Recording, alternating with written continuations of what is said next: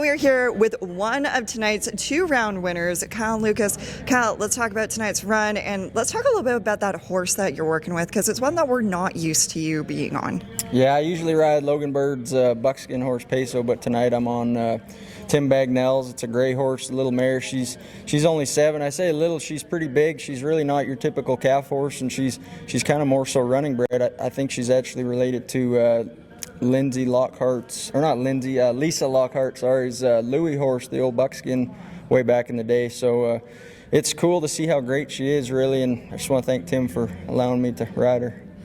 Being here at CFR, your family's here, including your sister and your nephew.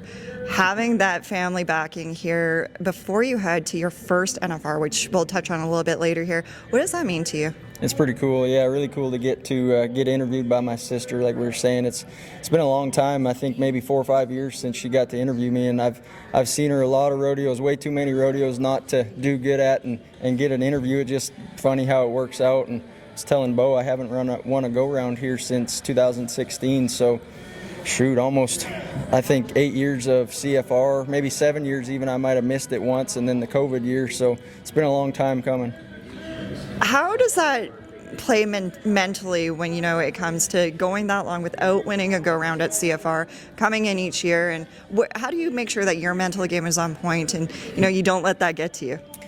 It doesn't really. I don't really think about the go-rounds. I try to win the go-rounds, and I feel like my good run is good enough to win a round. Like my 100%, strong everywhere, not being silly. That I feel like that's good enough to win rounds, and that's just the preparation. And end of the day, I want to win a Canadian title, and that's why I'm here. And that's kind of the way I shape my week out. And just sometimes it works, and you win some go-rounds, and sometimes it doesn't.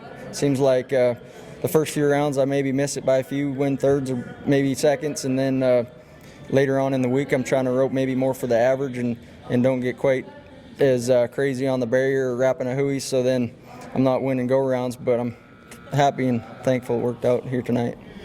Let's talk a little bit about you finally getting that call. You're going to your first NFR. How does that set you up this week, and how do you use this week to prepare for, maybe that big show?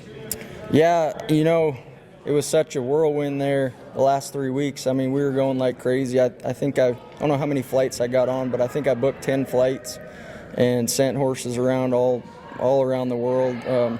Poor horse I had, I think I counted, he went in 7 different trailers to get to where I needed him to be in South Texas. Just to get him there, he had to be in 7 different trailers. So felt bad for the old boy, but he worked good, and I think we placed, and it was that alone was a pivotal moment in time that we needed him to step up, and won some money there too that kind of all went to the finals and all accumulated to my first NFR.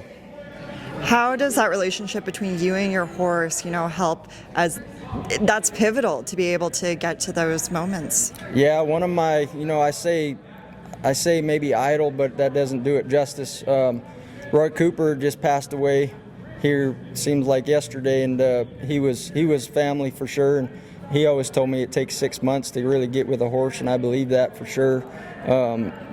That being said, when I first got this gray horse, though, we took her to a rodeo that night, and I believe I won 2nd or 3rd. And so when it works out, it works out, and I believe it's meant to be. I think there's more to that than just right place, right time, and I think God's got a hand in that as well, just directing us in the right way. And so that being said, to win that quick on her, I'm just excited to see what we're going to look like in 6 months. All right, I want to touch a little bit on this because your mom told me something interesting yesterday, and I want your input on it.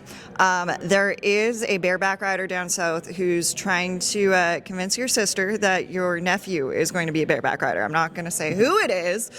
His name might rhyme with rocker. But what is your thoughts on, maybe that little push that he has there? I know it, yeah. I don't know about bareback. I've been pushing him, maybe my sister to maybe do saddle bronc or something. Poor little Hadley, he had some heart problems there. He had a really rough couple weeks, and I said, well, like I said, everything happens for a reason. If he's a little bit smaller than he's supposed to be, that'll be perfect, because he'll be a saddle bronc rider or maybe a golfer and make a lot more money and have more fun than a calf roper.